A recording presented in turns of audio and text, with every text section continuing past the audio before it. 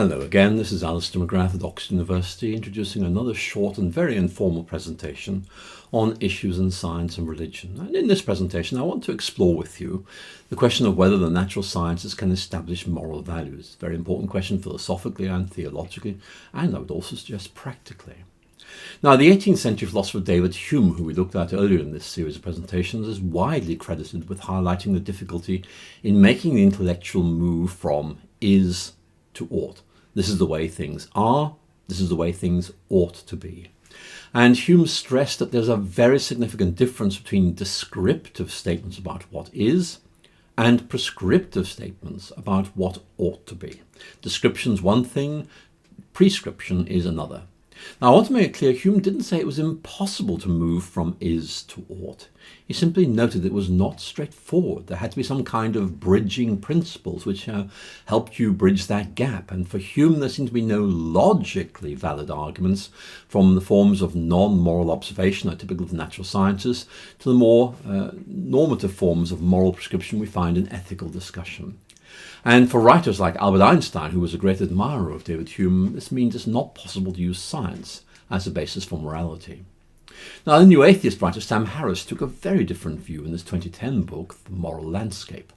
Harris here argues that science can establish moral values and thus had made moral philosophy redundant. Now, it was a striking claim. I have to say, very few actually take this seriously. The Cambridge atheist philosopher Simon Blackburn, for example, dismissed Harris as a knockabout atheist who had failed to grasp and come to terms with the obvious problems with his own position.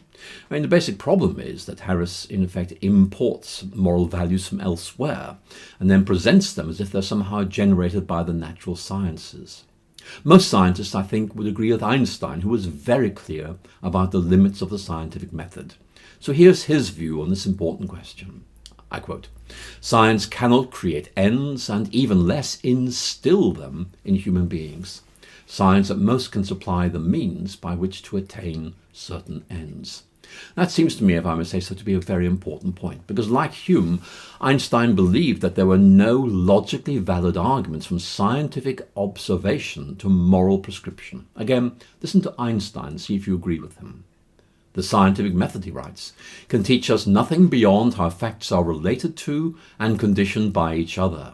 The knowledge about what is does not open the door directly to what should be." Now, Einstein was a physicist, and of course you may say, well, that is physics for you. What about other areas of science? Let's turn and look at a biological perspective on this question. I'm going to look at the highly perceptive reflections of Thomas H. Huxley, who was one of the most noted supporters of Darwin's theory of natural selection. And in an 1893 lecture at Oxford University entitled Evolution and Ethics, Huxley made it clear that he considered ethics and Darwinian evolutionary theory to be radically incompatible. So how does he get to that conclusion? Well, his core point is that human beings are fundamentally animals. That's very much what Darwin says, who have triumphed in their struggle for existence on account of their, I quote, "ruthless and ferocious destructiveness." Now, for Huxley, this capacity for violence and destruction was once a virtue. Why? Well, because it allowed human beings to triumph in the struggle for existence.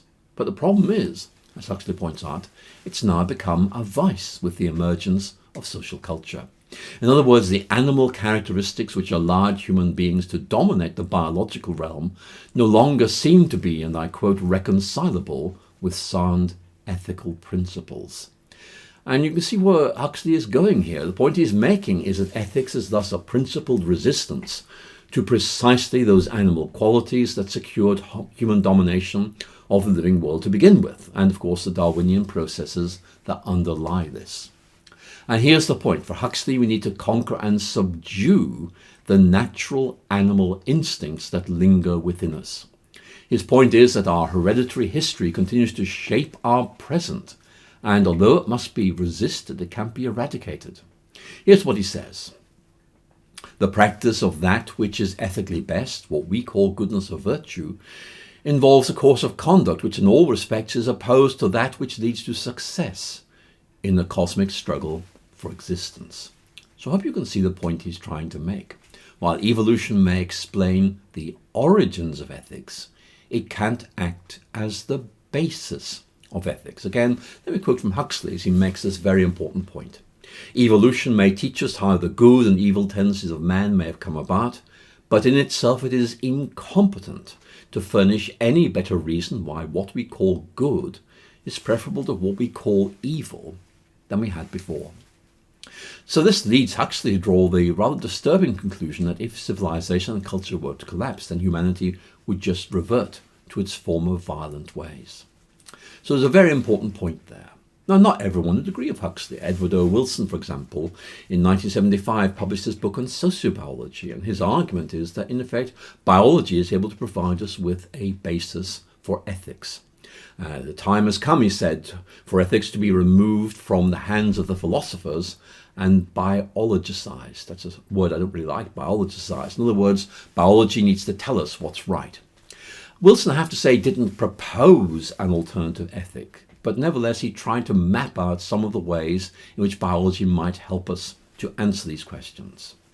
And they're good questions he asked, but the point is that Wilson is unable to answer these questions scientifically. He may answer them, but the answers he's giving are drawing on ethical assumptions or cultural assumptions rather than using the scientific method. And his fellow sociobiologist, Richard Alexander, was actually very critical of Wilson's approach. Listen to this. See what you think.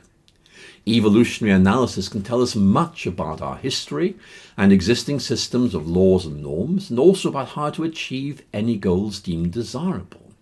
But it has essentially nothing to say about what goals are desirable or the directions in which laws and norms should be modified in the future. Now, I think that's a good summary of the situation. In our next presentation, we're going to look at the question of natural theology.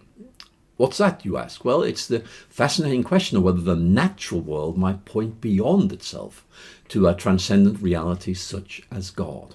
Does it talk about God's existence or indeed God's character? Well, I look forward to speaking to you again very soon as I introduce that important topic. Thank you so much for listening.